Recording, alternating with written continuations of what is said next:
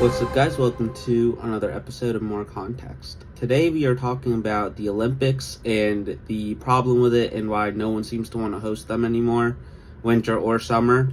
Today it was announced that the 2030 games will be in the French Alps and the 2034 games will be in Salt Lake City, Utah in the US.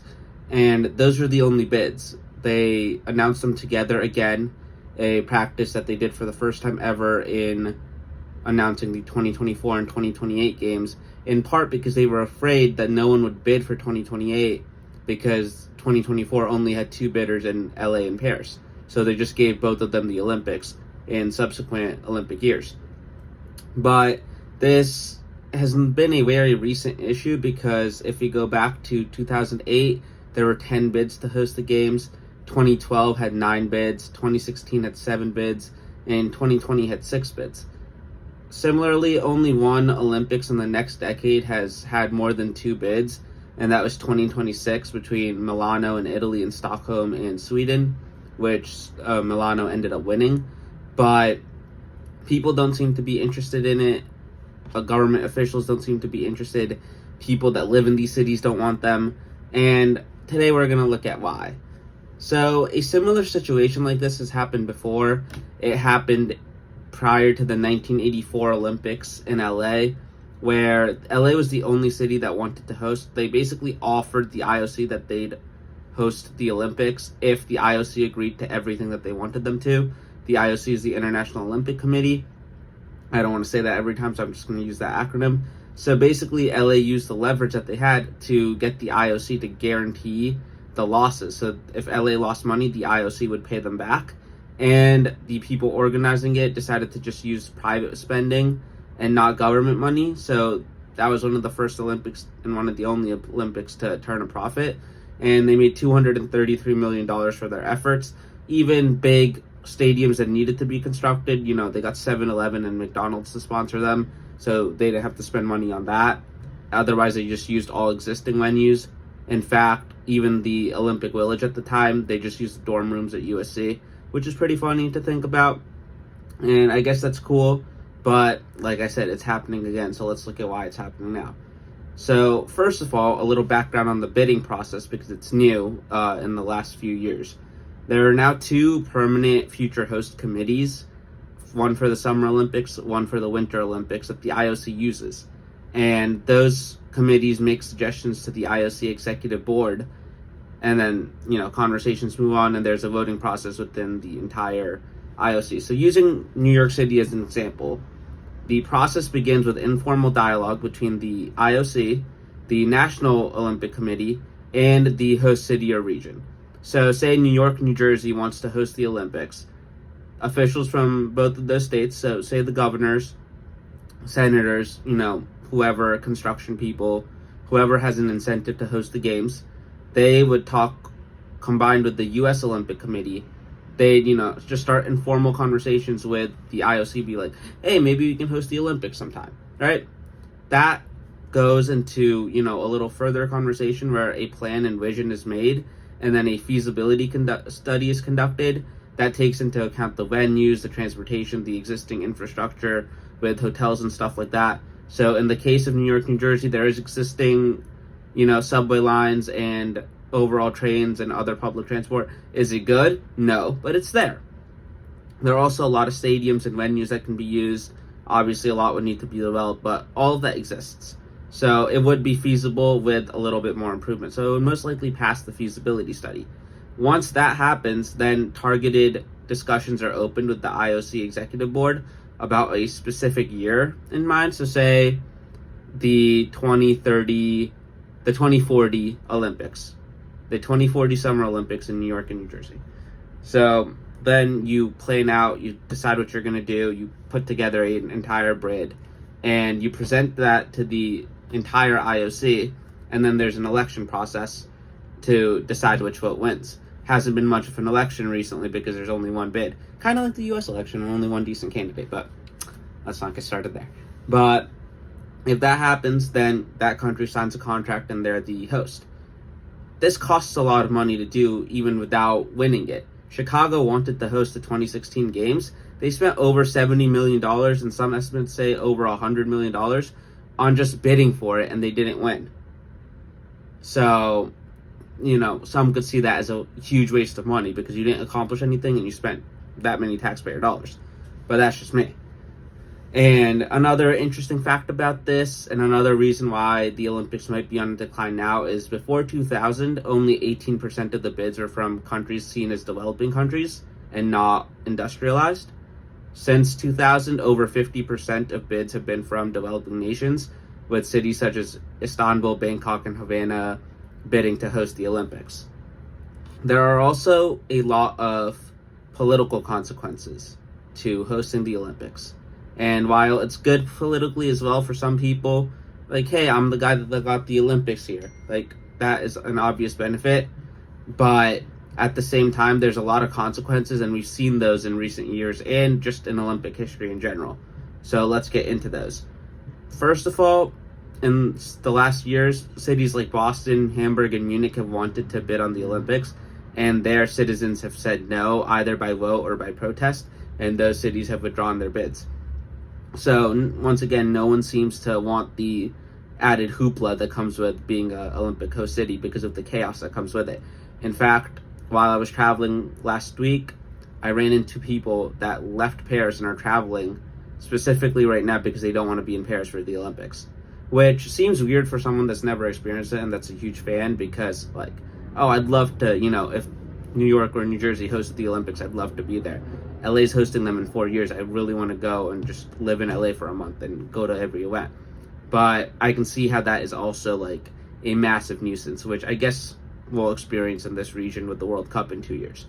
But there have also been many protests and other issues that pop up at the Olympics. One of the most notable ones is Mexico in 1968, where the Mexican government was taking action that people weren't happy with, especially labor unions. So protesters decided to use the spotlight on the nation before the Olympics to highlight their issues, highlight their cause, get more sympathy. However, the government rolled tanks in, and 2 days before the Olympics, over 200 people were killed by gunfire in an absolute massacre. And obviously that is a horrible look for Mexico, that is a horrible look for the Olympics, and it's just a very sad situation in general. This played into part why before 1984 and like LA saved the Olympics, they were on the decline, similar to now. And in 2016, a major corruption scandal broke out against the Brazilian government right before the Olympics, combined with the worst economic situation in Brazilian history, which led to mass protests right before the Olympics then. And Brazil doubled up. They did World Cup in 2014, Olympics in 2016. And while they had decent success after on the field and in the games, the amount of money that was spent on all the events, on hosting it, that money could have been used on so many better things. This is one of the biggest reasons why this issue and this topic interests me, because of the situation with Brazil, and we'll get into more detail as we go in this video. But just with all these high-ranking officials, some of them, former presidents stepping down, some people getting arrested, there were a lot of protests, and once again, a horrible look for the host city. There have also been major, security issues, attacks on the Olympics. The most notable, and one of the most saddest things, one of the most horrible sports-related stories of all time, in 1972 at the Munich Olympics, which were heavily scaled down in security because of what happened in Mexico in 1968. They didn't want a repeat of that. They didn't want people walking around with guns because the Mexican military was walking around with guns at the Olympics, so that puts a damper on things. They didn't want that in Munich. It was a very minimal security presence, and in German culture since World War II and the events that transpired there with Hitler and everything, they have had a very understated presence in terms of military, in terms of security, in terms of everything like that. It has been ramping up in recent years due to the situation in Ukraine and such, but not a lot of security, not a lot of armed personnel around at the Olympics in 1972. So 11 people, mostly from the Israeli delegation, were taken hostage by a Palestinian terror group, and all of them were subsequently killed either during the hostage-taking process or after. And it was a very poorly handled situation. The attempted rescues were really bad as well. I recommend that you guys look into it, but just a really sad, harrowing story, and one of the worst security disasters in sports history, in my opinion. And in 1996, we also had the Centennial Park bombing in Atlanta, Georgia, where one person was killed and another 111 people were injured. And this bomb was set off by a man named Eric Rudolph, who set off several bombs in the southern United States because he was mad at the government for not banning abortion nationwide. So I guess if, he was let out of Supermax prison and wanted to vote, he would be a huge Donald fan right now, probably showing up to all the rallies. And several games have also been boycotted because of geopolitical reasons and things of that nature. Once again, 1976, Montreal, 29 mostly African nations boycotted because the New Zealand rugby team ignored the UN embargo on just doing anything in South Africa at the time because of apartheid. And their rugby team went and played games there, went on tour there, as they say with teams like, you go to another country, you play 3-4 games there, you stay there for a week, you come back. They did that in South Africa, and they were not banned from participating by the IOC. So several African nations said that we're not participating, and it was one of the largest boycotts of the Olympics. The largest one was in 1980 when somehow Moscow was able to hold the Olympics during the height of the Cold War. The Soviet Union had just invaded Afghanistan as well. So 66 countries led by the United States boycotted the Olympics. Only 80 countries participated. And surprise, surprise, the USSR and East Germany had the best Olympics that year because the US and other notable countries were not there. In 1984, LA hosted the Olympics, so it was a bit of a repeat. All the Soviet bloc countries refused to attend, along with Iran and Libya. Shame on the Soviet bloc, because 10 years later they didn't even fucking exist. America, baby. Only time I will ever say that. But that also happened. And then in 2022, the United States conducted a diplomatic boycott of the Beijing Olympics, where no diplomats went. Joe Biden didn't go, Kamala Harris didn't go. I believe Joe Biden was the only American person there just to show support and unity with the Olympic team. And there's also a very uncomfortable history that the Olympics have with sports washing, starting in 1936 when Germany under Adolf Hitler hosted the Olympics. Now, the Olympics were awarded to Germany while the Weimar Republic was still in charge, and then in those 4 years between those two events, or between awarding them the win and the Olympics actually happening, Hitler took over. He decided to use the Olympics to highlight the Nazi regime, highlight his government, his ideals. In fact, the major Nazi newspaper said that Jews and African Americans should not participate, which, once again, that uncomfortable history with Jewish people dying again on German soil in Munich in 1972 was a very big deal, something that Adidas should have probably known before this week. But, they had that, and then Hitler did not want African Americans or basically minorities to participate. And then, Jesse Owens from the United States of America absolutely cooked them, which, much to Hitler's chagrin, good for him, fuck that guy, obviously. And then in Beijing 2008, we saw sports washing happen again, where they put restrictions on what the media could and could not report in regards to the Tibet crisis and other situations that they were a part of. They were also supporting very oppressive regimes in Myanmar and North Korea, among other human rights violations that they were committing. Then in 2014 in Russia, the Pride House initiative for LGBTQ athletes that was started in Vancouver in 2010, they did not let them build one in Russia because of the government's policy on that. In fact, a year before the Olympics, Russia had passed an anti-gay propaganda bill. So they didn't make it safe for, several athletes who just had a different sexuality, which is stupid. But not the sexualities, but what Russia did, of course. And then in Beijing in 2022, probably the worst instance of sports washing that we've seen, because this is after COVID, this is after the handling of that, whatever your opinion on that is. This is after we know what China's been doing for several years, not only in the business perspective and stealing ideas and things like that, but obviously several human rights violations, everything to do with the handling of Hong Kong, the massacre and the genocide of the Uyghur people, as well as putting them into camps. All of that was ignored. Beijing was given the Olympics. One of the reasons why the U.S. conducted a diplomatic boycott. And Beijing, Xi Jinping, the Chinese delegation, also asked Putin to wait until the Olympics were over to invade the Ukraine. so that it wasn't a bad look for them, which he agreed to because he waited 4 days.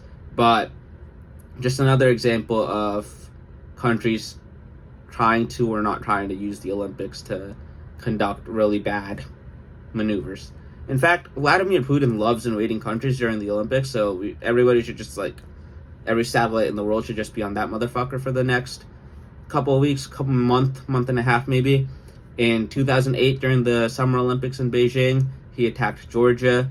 In 2014, during the Winter Olympics in Sochi, Russia, he annexed the Crimean Peninsula of Ukraine, and he invaded Ukraine just 4 days after the closing ceremony in Beijing in 2022, in the time period between the Olympic Games and the Paralympic Games. So he did listen to Xi Jinping, but still, obviously, horrible move and not successful for him in any way possible so far.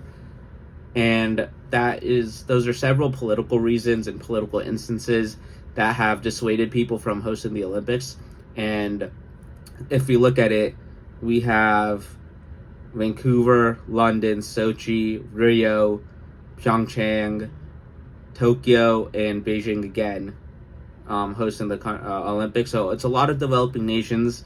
It's not, a lot of European countries or America or Australia, things of that nature. It has been a lot of developing countries. It's also been hosted by autocratic regimes 3 times. So maybe we should not do that, IOC.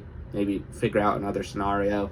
But now let's get into the real reason of why this is happening. Because as you see in every facet of life ever, nobody gives a shit until money is involved. So let's talk about the economics of the Olympics. There are 3 major costs involved with hosting the Olympic Games. General infrastructure, such as transportation and housing. The IOC requires an athletes village with capacity for at least 15,000 athletes, as well as the host city or region to have 40,000 beds available for visitors. So that means building hotels, building an athletes village, everything involved with that. And general infrastructure also means improving your transportation. So making sure that the people that do come visit can get around easily, either by car, by train, by bus, anything. Just make it easy for them to get around from venue to venue, because there are a million sports happening at one time. And then we have sports infrastructure. This is interesting, especially for the Summer Olympics, because what we've seen is, like, as the Olympics grow more popular, as the IOC makes more and more money, they're adding more sports. However, the IOC doesn't pay for the building costs of the venues. So for something like bobsled, which is very unique, like there's no bobsled league, you got to build a whole venue for that. Same with ski jumping. And those are 2 winter sport examples, but there are, like, whitewater canoeing and things of that nature for the Summer Olympics. You have to build venues to that specification. In fact, Boston was bidding to host the Olympics. They found out that they would have had to build a $400 million track and field stadium. Despite having Gillette Stadium and a bunch of other stadiums in the area, they would have had to build a $400 million track and field stadium, because modern day football and soccer stadiums cannot meet the specifications for what track and field needs, unlike the LA Coliseum, which has been around forever and can meet those specifications. And then we have operational costs. So this means the opening and closing ceremonies, which you have to spend a lot of money on just to look cool and be memorable so people talk about it. Everybody still talks about the Beijing opening ceremony in 2008. In 2012 in London, Daniel Craig filmed a little spoof with Queen Elizabeth jumping out of a helicopter. Most likely a stunt double. Most likely. I've watched that video like 15 times. I still can't tell. But that is, you got to make it memorable. That costs a lot of money, especially now. And security budgets have ballooned post 9/11. In fact, operational cost budgets and spending are very hard to get hands on. And after the Nagano Olympics, the organizers actually had people burn the financial documents, so people didn't know how much they spent on it. Not all of them, just some of them, so who knows what they were getting up to. And you have to just pay for operational and budget costs like event staff. But security has been averaging at least $1.5 billion since 9/11 happened, which led to a lot of increased security, as you know. And recent estimates for total spending for the last few Olympics, Beijing 2008, a whopping $45 billion just on the Olympics. that could have done a lot of good for the people of China. There's a lot of people there. I'm pretty sure the two-child law was still in effect, and they were spending $45 billion on the Olympics. Then in Vancouver 2010, you have, a much more industrialized city, much more industrialized country, $7.5 billion. London 2012, $11.4 billion. Sochi 2014, $5.1 billion. And Rio 2016, like I said, worst economic crisis in Brazilian history, $11.1 billion on the Olympics.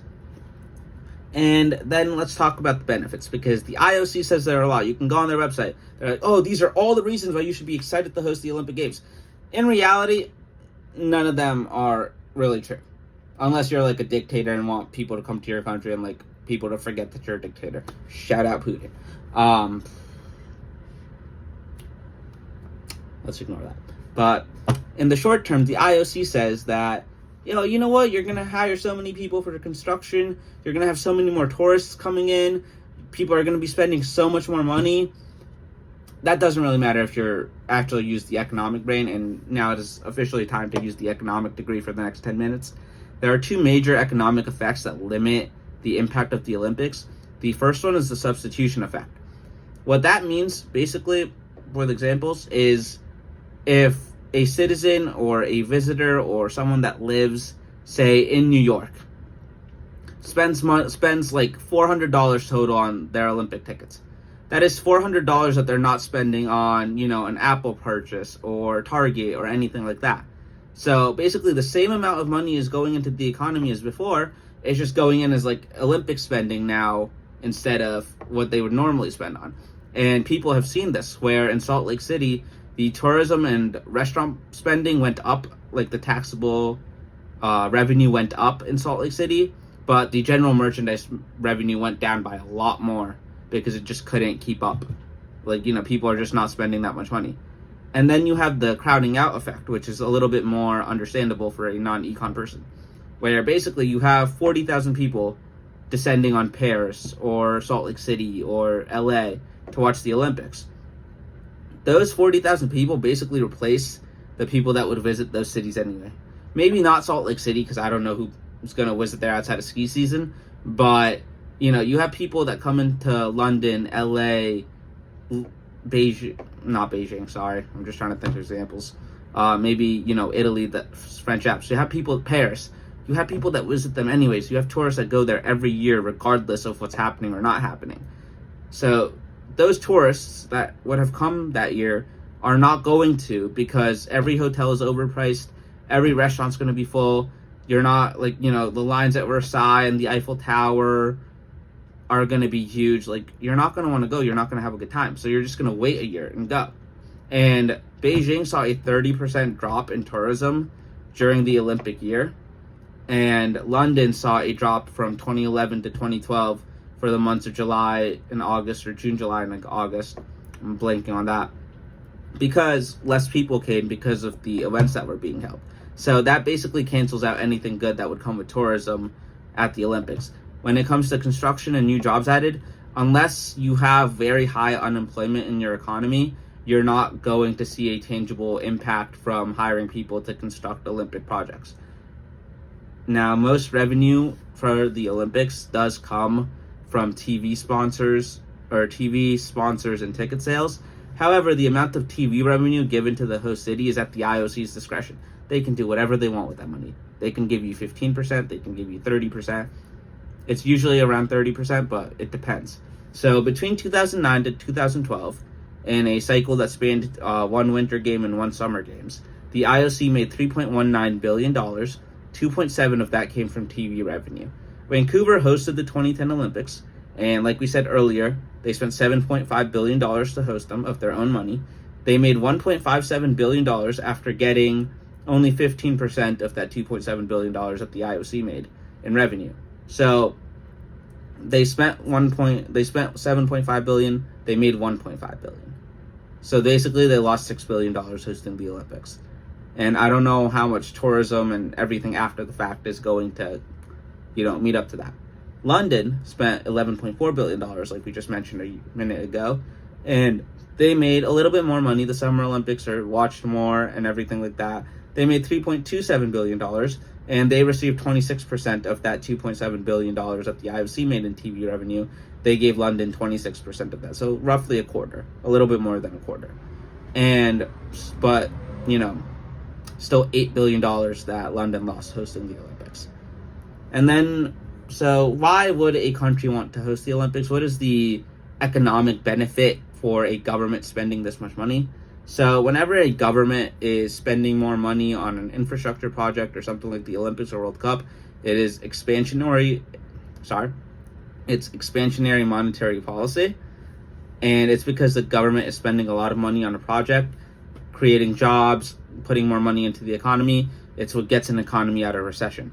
It is something that both Barack Obama and Joe Biden had to do as soon as they took office with the massive infrastructure bills that they signed, because the prior Republican presidents left them in a conundrum, and they had to do that. But it's impossible to predict that 7 years, 10 years, 5 years in advance.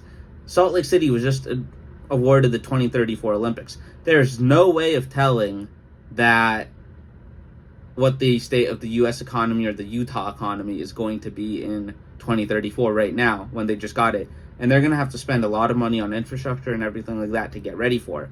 And they won't even know what the actual impact is. So most likely it's not going to matter. And then lastly, organizers, the IOC says there's a lot of long-term impact. You're going to have new infrastructure. You're going to have new stadiums, things like that. That's been like the line of the IOC for years. However, what we've seen is that infrastructure made for like the Olympics or made for an event, you're on a very strict deadline. Like, it has to be ready by then. So corners are most likely going to be cut, and it's not going to be done to like the full extent of what it could be done to. One of the worst examples of this is the 2016 Olympics in Rio. The city of Rio built a $4 billion subway in preparation for the 2016 Olympics. It did not go to the favelas. It did not connect to low-income or lower-income housing or areas. It ignored all of those people, and they wasted $4 billion on it. The 12 out of the 27 venues used for the Olympics were abandoned a year later in Brazil. 15 of them still had an event or two held. 12 of them were abandoned, including the Macarena, the massive stadium in Rio where the 2014 World Cup final was played. Shout out Germany, they beat Argentina. Abandoned. They racked up a $950,000 electricity bill, so they had to literally shut off the lights. And projects for refurbishing certain venues and things like that were abandoned because they didn't have the money. Similar things have happened in Athens.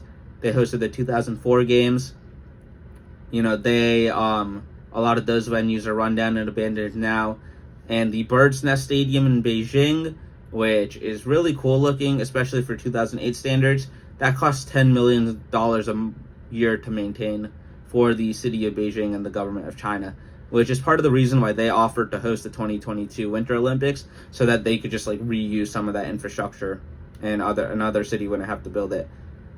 But like I said, you're spending a lot of money on stuff that people are most likely not ever going to use again, and that money can go to help your country, especially if you're a developing nation. And Brazil is the worst example of like a country trying really hard to use sports to like get on the level but never actually ascending there. And the BRICS countries have hosted a lot of major events in the last decade, BRICS being Brazil, Russia, India, China, and South Africa. But South Africa had the 2010 World Cup, China had 2 Olympics, Russia had an Olympics and a World Cup, and South Africa had a World Cup.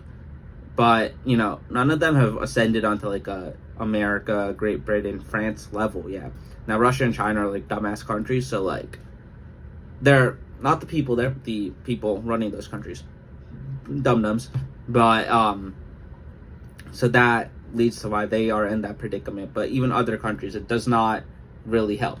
And then we get to the last myth, which is, we're going to put your city on the map. People are going to go visit there. More tourism because you hosted the Olympics. You're cool now. People want to go come after because they'll know about it. And you'll get more trade and stuff.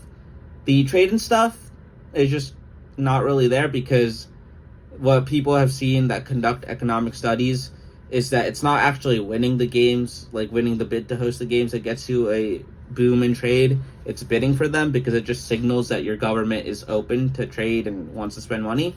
However, most people already know that, and the IOC will only go after legitimate bids from countries that have bright futures.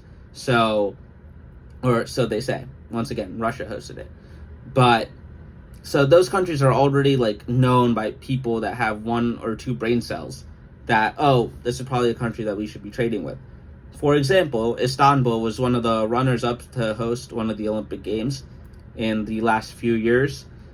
People know that Turkey is an emerging country. You know, they're run by a bit of a dictator in Erdogan, but, like, other than that, that is a very vibrant country, and they're making money. They have a lot of goods to trade. They need a lot of stuff to export. They're a major military ally for the United States. So people already know to trade with them without that bid being there. So that influences, you know, there's a lot of bias there, so you can't really ascertain proper data. But with cities like Barcelona and Salt Lake City, they did see an increase in tourism afterwards. Not because people aren't aware, like, once again, it's not like a massive thing. It's mostly because people are going to Madrid or Colorado for their vacations, and then they're like, oh, let's go to Barcelona or Utah instead. So that was just like replacing or getting out of the shadow of a city or state that's right next to you. Whereas Atlanta, Sydney, and Seoul all saw decreases in tourism after the Olympics that they held. So it's not really a benefit there either. Lastly, let's have a conversation of what the IOC is going to do next, how they're going to solve this. It's not like they can add, like, you know, have a 1984-esque revival right now, not in the same conditions, but they have a few options. They can either move the Summer Games to Greece permanently. It's the original home of the Olympics. It's where they were invented. It's where they started. You know, it would be a cool storyline. It would be a cool way to honor the history of the Olympics. However, that makes it boring because there's an added excitement to the Olympic Games, to the World Cup, to the Super Bowl, to the Champions League final, to even the NFL draft now, because it's going to be in a different place every year. Similarly, they can choose like a couple of cities, like say Athens, LA, London, that have infrastructure, that have hosted them before, that have done a good job hosting them before, and be like, okay, we'll just rotate between them. A little bit more exciting than just one country hosting it all the time, but still not at the level where they have now, where like Salt Lake City is advertising the fuck out of hosting the Olympics 10 years out today because they were just awarded it, right? And then the last thing is that they just hope that one country has a great Olympics, makes a lot of money, and, you know, no boycotts happen, no wars start in and around the Olympics, no terrorist attacks happen, nothing like that. It goes without incident. The host city makes a lot of money. That's what they're hoping for. They hope that the venues that are used in Paris, that are used in LA, that they're used afterwards. That is the dream for the IOC. That is the hope for the IOC. But as they say, hope isn't a strategy, which is why they are in this conundrum, which is why it looks like they are not going to get out of it soon, and they are scrambling to figure out a way up why. Thank you for watching this video. I hope you enjoyed it. I hope you learned something. Peace.